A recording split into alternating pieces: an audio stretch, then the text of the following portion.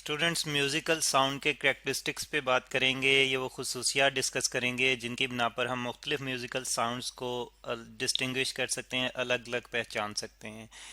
तो इन खसूसियात में हम अगर देखें तो सबसे पहले हम जो है हम बात करते हैं लाउडनेस की। ठीक है, लाउडनेस हमें बताती है कि कितनी बुलंद या कितनी जो है वो धीमी आवाज़, कितनी जो है वो लाउड या कितनी फेंट आवाज़ जो है कोई भी पर्सन सुन सकता है। ठीक है, यानी कि ये ऑडिटरी सेंसेशन है, ये किसी भी पर्सन के सुनने की सलाहियत है, आवाज़ के सुनने की सलाहियत है। ऑडिटरी सेंसेशन, इसको हम लिख लेते हैं यहाँ पे। Auditory sensation, sensation. तो इससे मुराद ये है कि अगर हम एक बात करें, अगर हम एक यंग पर्सन में बात करें तो वो उसके करीब अगर हम बात करें तो और लाउडली करें यानी कि ज़ोर से करें तो वो इजीली उस बात को सुनेगा, बल्कि जो है वो काफ़ी उसके कानों में काफ़ी ज़्यादा इफेक्ट होगा उसके कानों पे अगर हम बहुत ज़ोर से बात करें। ठीक है, तो इसकी ऑडिटरी सेंसेशन ज़्यादा होगी, यानी कि इसके लिए लाउडनेस जो है वो ज़्यादा होगी।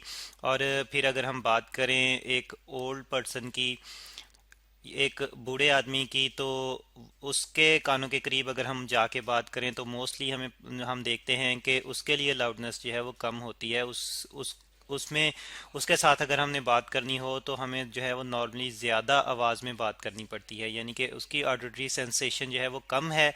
उसकी ऑडिटरी सेंसेशन कम होने की वजह से उससे हमें मज़ीद लाउड आवाज़ में बात करनी पड़ती है। तो इस तरह से इसकी ओल्ड मैन की ऑडिटरी सेंसेशन कम होती है, उसकी लाउडनेस जो है वो कम होती है। तो लाउडनेस एक्चुअली सुनने वाले की अपनी सलाहियत है कि वो किसी भी आवाज़ को जो है वो कितना ऊंचा या कितना धीमा सुन सकता है, कितनी बुलंद आवाज़ सुन सकता है या कितनी जो है वो धीमी आवाज़ सुन सकता है, जबकि आवाज़ जो है वो एक एक ही लेवल की हो।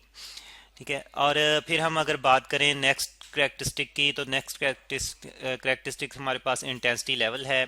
और intensity level totally mathematical measurement है लाउडनेस की, और ये डिपेंड नहीं करती सुनने वाले की सलाहियत पर, डिपेंड नहीं करती। ठीक है, इंटेंसिटी, SITY, इंटेंसिटी, इंटेंसिटी को इंटेंसिटी लेवल से हम मेजर करते हैं, इंटेंसिटी लेवल। और एक्चुअली ये हमारे पास होता है इंटेंसिटी लेवल हम मेजर करते हैं कि वेव की, साउंड वेव की जो एनर्जी है, energy energy passing per unit area, passing per unit area. ठीक है, पर यूनिट एरिया, किसी भी यूनिट एरिया में से जो है वो, यानी कि अगर हम 1 मीटर स्क्वायर की बात करें तो उसमें से जितनी साउंड वेव की एनर्जी गुजरेगी 1 सेकंड में, इन 1 सेकंड, इन 1 सेकंड। तो इसमें आप देखें कि जो इंटेंसिटी लेवल है ये एनर्जी किसी भी यूनिट एरिया के अलोंग जो है वो डिफाइन कर रहा है। और इसमें ये जो है वो सुनने वाले की सलाहियत यानी कि ऑब्जर्वर पे डिपेंडेंट नहीं है, बल्कि यूनिट एरिया के मुताबिक जितनी भी एनर्जी कम या ज़्यादा गुजरेगी उसके मुताबिक हम कहेंगे कि इंटेंसिटी लेवल कम है या ज़्यादा है। तो ये जो है वो हम क्वांटिटेटिवली मेजर कर सकते हैं, यानी कि एक स्पेसिफिक तरीके से इसको हम मेजर कर सकते हैं। वेबर फेंचर लॉ से हम इसको मेजर करते हैं। और मज़ीद डिटेल में आप जो है इनके बारे में नेक्स्ट अगले लेक्चर्स में भी जानेंगे। अभी हम फ़िलहाल शॉर्टली डिस्कस कर रहे हैं इन खसूसियात को, और अगली जो खसूसियत है उसको हम कहते हैं पिच। ठीक है, हम जानते हैं बच्चों की आवाज़ जो है वो काफ़ी बारीक होती है, जबकि एक मर्द की आवाज़ जो है वो भारी होती है। इस तरह से अगर आप देखें तो एक चिड़िया की आवाज़ जो है वो बड़ी शरील होती है, और जो है वो अगर एक कुत्ता भौंके तो उसकी आवाज़ जो है वो काफ़ी ग्रेव यानी कि भारी किस्म की होती है।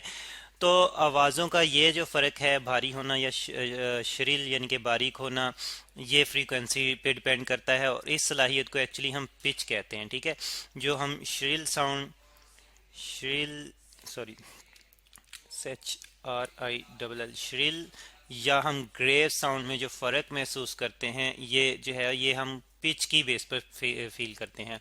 और पिच डिपेंड करती है फ्रीक्वेंसी पर, यानी कि फ्रीक्वेंसी जितनी ज़्यादा होगी इसका मतलब यह है कि उस पिच जो है वो ज़्यादा होगी, और फ्रीक्वेंसी जितनी कम होगी पिच उतनी ही कम होगी।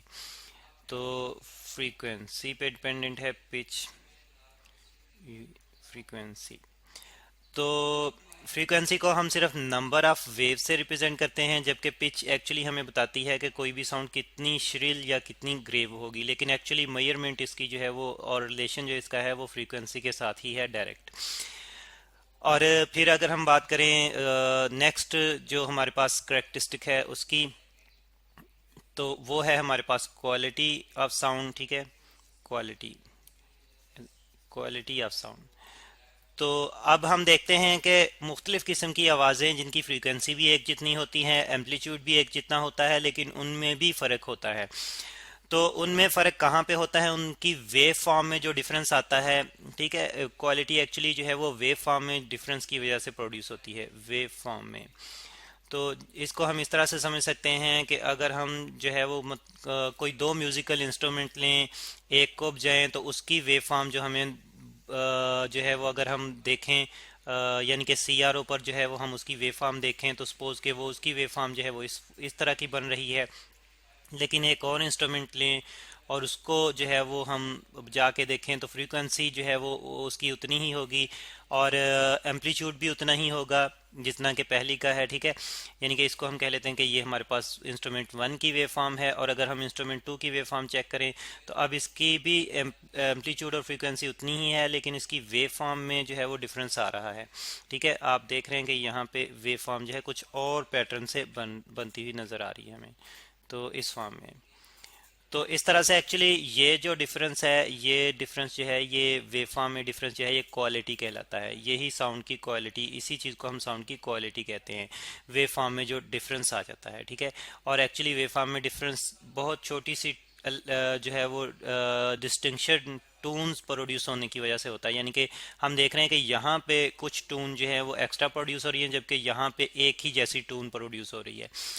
तो ये डिफरेंस जो है ये एक्चुअली वेव फॉर्म की बेस पर ही जो है वो प्रोड्यूस होता है। ठीक है, तो ये क्वालिटी है, और इन सारी करेक्टरिस्टिक के बारे में डिटेल में जो है वो हम मज़ीद लेक्चर्स जो हैं वो हैं उनके, उनमें जानेंगे हम इन सारी करेक्टरिस्टिक्स के बारे में।